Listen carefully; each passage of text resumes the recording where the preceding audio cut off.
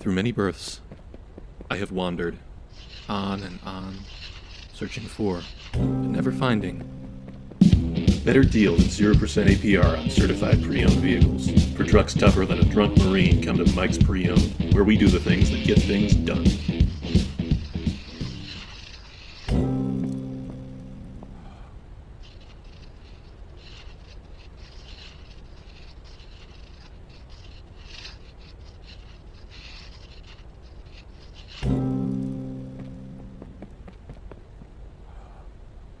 Beep. Beep. Beep. Beep. You're right there. I mean, beep. Beep. Come on, beep. Beep.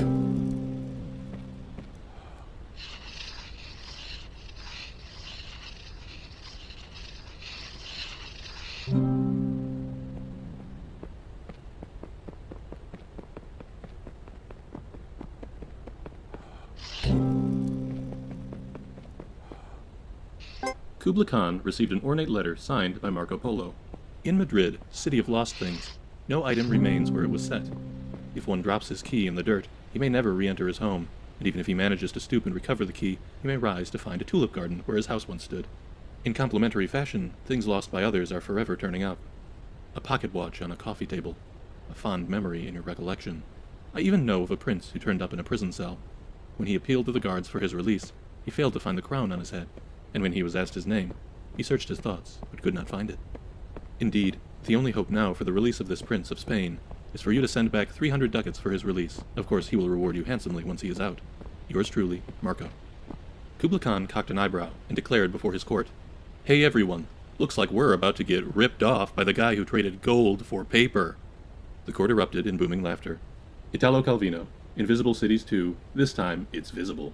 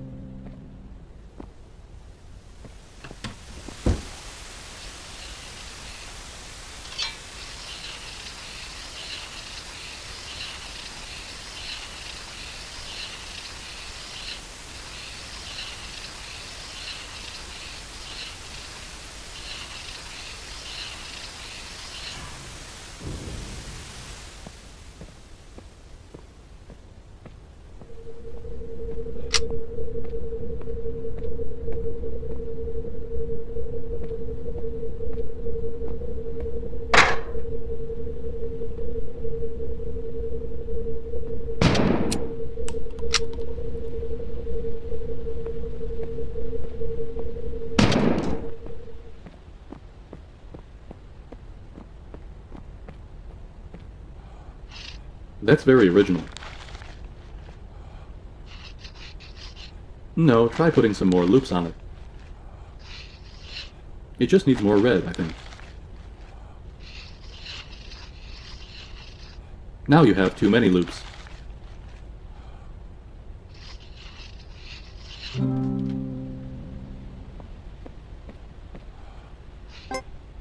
Imagine gravity is fractal, because light is just a wave and gravity is just a wave. So imagine there's a big piece of glass that splits up gravity like a prism, so that there's like blue gravity and yellow gravity, and then somebody gets hit by the red gravity, and it makes them super heavy, so they have super strength, but like they're also really slow. And another guy gets hit by microwave gravity, so he's trying to zap everybody, and just when he's about to zap the main guy, we see a lady come out, and she turns out to be Ultraviolet Girl, and she has super speed, so she beats him. And it, like, also gave her giant cans. Thomas Pynchon, Gravity's Rainbow.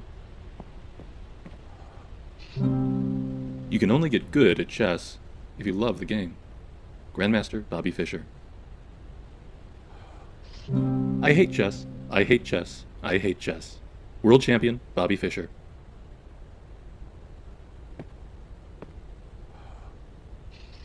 Not only is the novice unable to perceive the board as the master does, but the master cannot perceive the board as the novice does.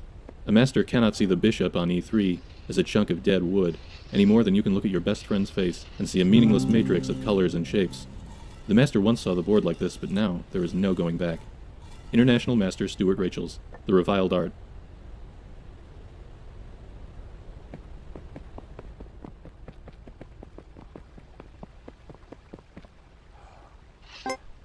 A shipowner was about to send to sea a venerable old ship. He knew that her barnacled hull, however, had often needed repairs, and doubts were suggested to him that possibly she was not seaworthy. The conscientious old captain thought at once to have her thoroughly refitted, even though it should put him at great expense. Before the ship sailed, however, he managed to stifle these bowels of misgivings, and said to himself that she had gone safely through so many voyages that it was idle to suppose that this trip should be any different. He put his trust in Providence, and banished from his mind all ungenerous suspicions about the honesty of the ship's builders, and in such ways he acquired a sincere and comfortable conviction that his vessel was altogether safe and seaworthy. He watched her departure with a light heart, encouraging the crew to dream of the profits that this voyage would return. And he got his insurance money when she went down in mid-ocean and told no tales. What shall we say of him? Surely this, that his belief in the safety of his ship was justified because it was grounded in repeated practical experimentation rather than the hubris of rationalistic a priori belief. It is admitted that he put his confidence in the builders of this vessel, but even this confidence was misplaced, for these were the selfsame charlatans who sought to sell him gratuitous repairs later on, and Big Ship is always trying to get one over on the little guy. Further, we may see that the ship is religion, and the shipwright is Richard Dawkins. The crewmates are empiricism, and the barnacles are Neoplatonism, and the captain of that ship was Albert Einstein. What the hell was I talking about?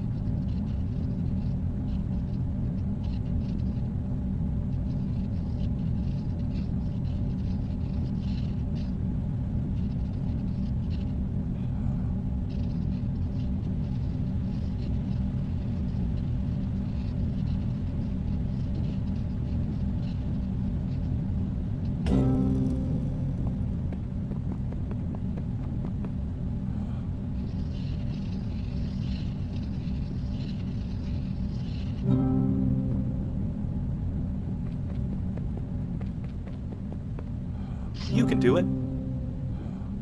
I believe in you. This is all you. Yeah, keep trying. Yeah, there's a trick to it, but you've got it. Yeah, maybe you can't do it.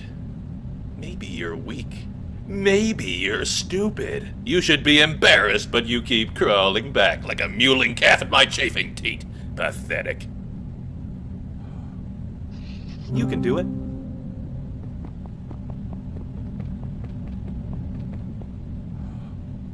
Go on, kid. Don't look at me. Can you hear me? I'm nothing but a rusty chunk of steel. You don't want nothing to do with me. All right. I'll tell you my story. It was June the 8th, 1947, gray morning, slightly foggy. I had my own practice then, and I was living higher than a cosmonaut on a stepladder. My hints were subtle, too, real subtle. Back then, they said, good old hint button. His hints could steal the tail off a weasel. Then they tossed me in the can. Know what, know why, know how. Those were the mean times, when all the common sense in the world won't make a nickel to buy you a black coffee. I used rope to tie my pants, and pants to tie my shoes. I made do the way a man does, until one day, after stealing the socks off a fireplace, I caught my own look in a puddle of bootleg rye and realized I had to do what I'd never done before.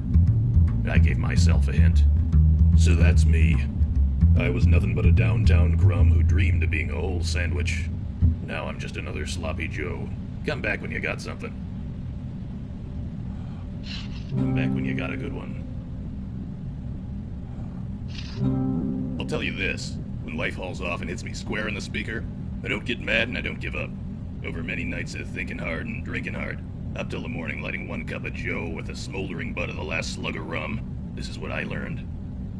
When you're up against the impossible, and there's no getting through it, you might just have to go around it. Get a look at the back of the box, if you get me. Read the nutrition facts, if you follow. This castle's rotten, from start to end. Red is the color of passion, kid, and you don't let passions mix, like the curves on the waist of a first-class dame and the curves on a bathtub of second-class hooch. If you let two of those curves touch, kid, then God's gotta help you, 'cause I'll be counting teeth in the trunk of a Chrysler. Just keep on practicing. Remember, kid, practice is doing the same thing over and over and expecting different results. That's coming from Einstein, too, so listen sharp. Come back when you got a good one. I'll tell you this. When life hauls off and hits me square in the speaker, I don't get mad and I don't give up. Over many nights of thinking hard and drinking hard, up till the morning lighting one cup of Joe with the smoldering butt of the last slug of rum, this is what I learned. When you're up against the impossible, and there's no getting through it, you might just have to go around it. Get a look at the back of the box, if you get me. Read the nutrition facts, if you follow.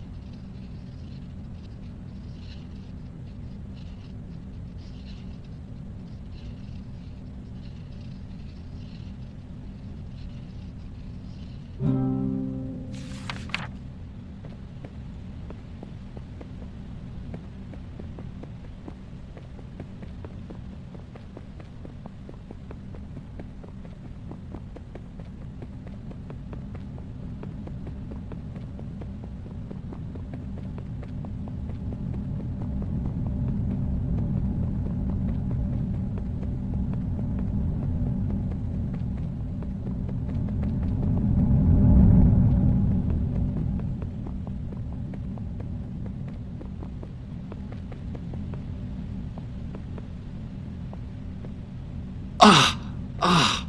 Oh, God! Ah! Why did I do that? Oh.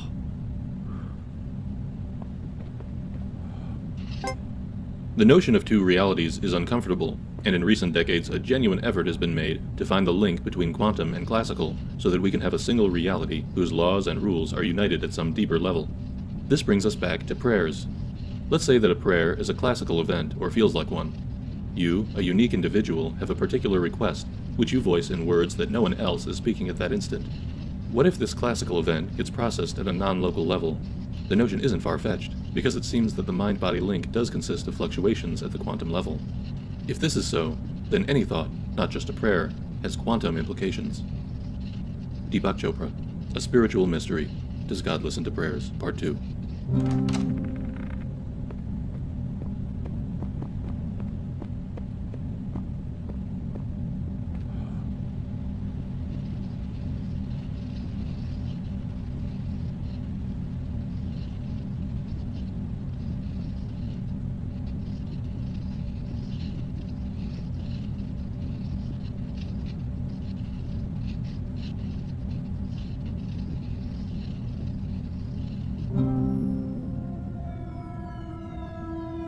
The obelisk of knowledge.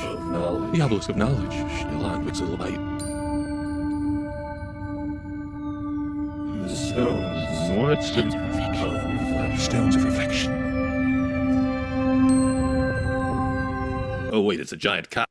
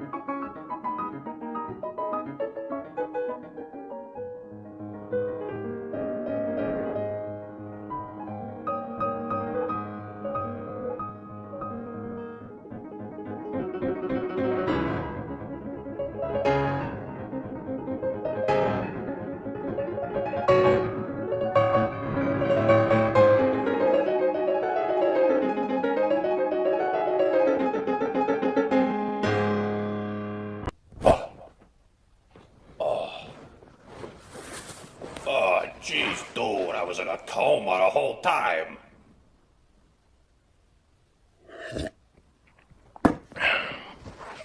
Whoever did this has got to be some kind of whiz with the computers.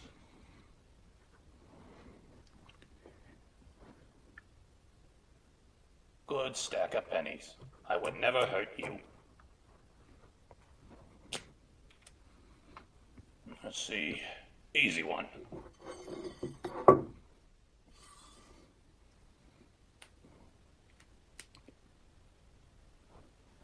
Now, how's this?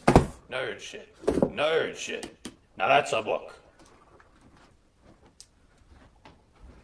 Ah, one more puzzle before retirement.